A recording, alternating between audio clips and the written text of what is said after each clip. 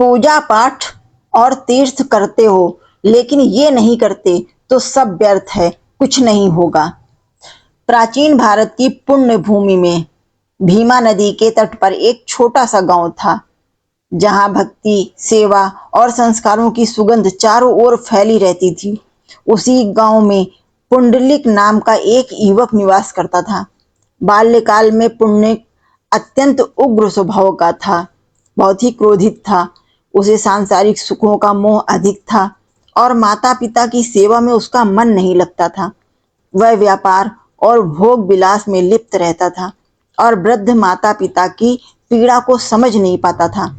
माता पिता मौन रहकर उसके व्यवहार को सहते रहते, पर उनके हृदय में पीड़ा का सागर उमड़ता रहता। समय बीतता गया, पुण्य का जीवन मार्ग भटकता चला गया, परंतु भाग्य को कुछ और ही स्वीकार था। एक दिन पुंडलिक किसी तीर्थ यात्रा पर निकला। मार्ग में उसे एक साधु मिले, जिनके मुख पर दिव्य तेज था। पुंडलिक ने देखा कि वे साधु अपने वृद्ध माता पिता को अपने कंधों पर बैठाकर ले जा रहे थे। जब भी माता पिता को प्यास लगती, साधु स्वयं दौड़कर जल लाते। जब थकान होती तो उन्हें सुलाकर अपने शरीर को कष्ट देते। यह दृश्य पुंडलिक के हृदय में तीर की भांति लगने लगा। उसने साधु से पूछा, आप इतना कष्ट क्यों सहते हैं? साधु मुस्कुराए और बोले, माता पिता ही मेरे साक्षात भगवान हैं, उनकी सेवा में ही मोक्ष छिपा है। यह वाक्य पुंडलिक के जीवन की दिशा बदलने वाला सिद्ध हुआ। पुंडलिक का अंतःकरण कांप उठा।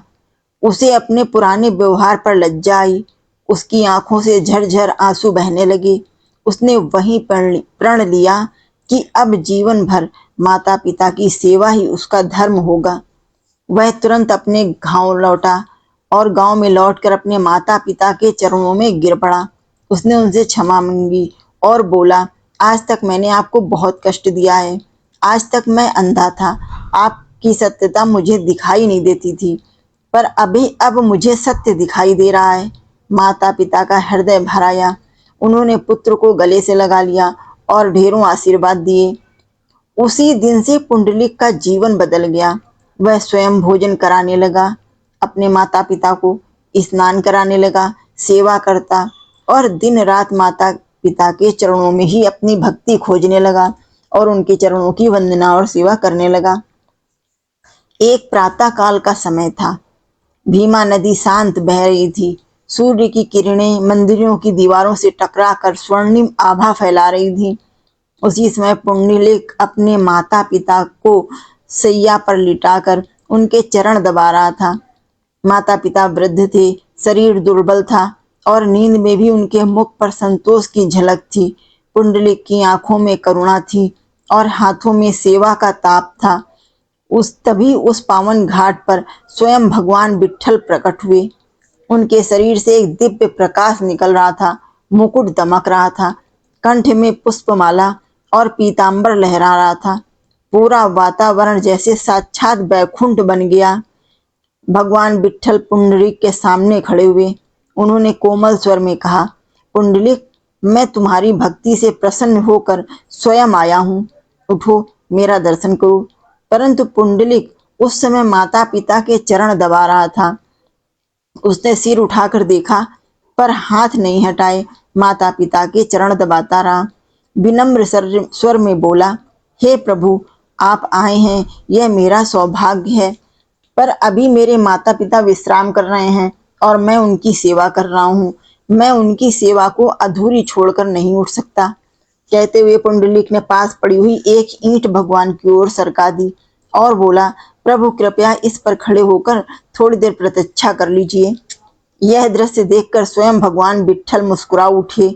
संसार में जहाँ लोग भगवान को बुलाने के लिए तप करते हैं, वहां पुंडलिक ने भगवान को प्रतीक्षा करवा दी।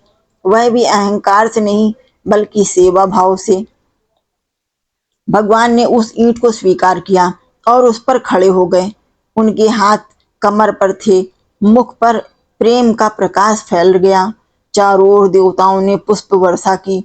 आकाश स्वर गूंज उठा, धन्य है पुंडलिक की भक्ति। भगवान ने कहा, पुंडलिक, आज तुमने सिद्ध कर दिया कि माता पिता की सेवा ही सच्ची पूजा है। जो माता पिता को प्रसन्न करता है वही मुझे प्रसन्न करता है। कुछ समय बाद जब माता पिता जागे, पुंडलिक उनके चरणों में बैठा था और सामने स्वयं भगवान विट्ठल खड़े थे। माता पिता चकित रह गए। उन्होंने कांपते स्वर में भगवान को प्रणाम किया। भगवान विट्ठल ने उन्हें आशीर्वाद दिया और बोले, तुम्हारा पुत्र संसार के लिए आदर्श बनेगा। भगवान ने पुंडलिक से वर मांगने को कहा। पुंडलिक ने हाथ जोड़कर कहा, हे प्रभु, आप यहीं इस भीमा तट पर निवास करें ताकि हर भक्त को यह शिक्षा मिले कि भक्ति पहले कर्तव्य है, भक्ति से पहले कर्तव्य है। भगवान विट्ठल ने उसकी प्रार्थना स्वीकार कर ली। उसी स्थान पर पांडुरंग विठोबा के रूप में स्थिर हो गए। तभी से पंढरपुर धाम की महिमा फैली। लाखों भक्त वहां जाते हैं और कहते हैं, पुंडलिक वरदा हरि विट्ठल भगवान आज भी ईंट पर खड़े हैं। यह संकेत देते हुए कि वे अपने भक्तों की सेवा भावना के आगे स्वयं झुक जाते हैं। पुंडलिक की कथा केवल एक कहानी नहीं बल्कि जीवन का सत्य है कि भगवान मंदिरों में नहीं बल्कि माता पिता की सेवा में बसते हैं। जिसने माता पिता को सुख दिया उसने संसार के समस्त तीर्थों का फल भोग लिया। उसको समस्त तीर्थों का फल अपने आप प्राप्त हो जाता है। पुंडलिक के जीवन से यह संदेश मिलता है कि भक्ति केवल मंत्रों से नहीं होती बल्कि त्याग, करुणा और कर्तव्य से भी होती है। भगवान विट्ठल आज भी अपने भक्तों को यही सिखाते हैं कि पहले मानव धर्म निभाओ, फिर देवत्व अपने आप प्राप्त हो जाएगा। भीमा नदी आज भी उस दिन की साक्षी है। मंदिरों की दीवारें आज भी पुंडलिक की कथा सुनाती हैं और विठोबा आज भी अपने भक्तों के लिए उसी ईंट पर खड़े प्रतीक्षा कर रहे हैं जिसने पुंडलिक की कहानी को गौरवान्वित कर दिया है। तो राधे राधे।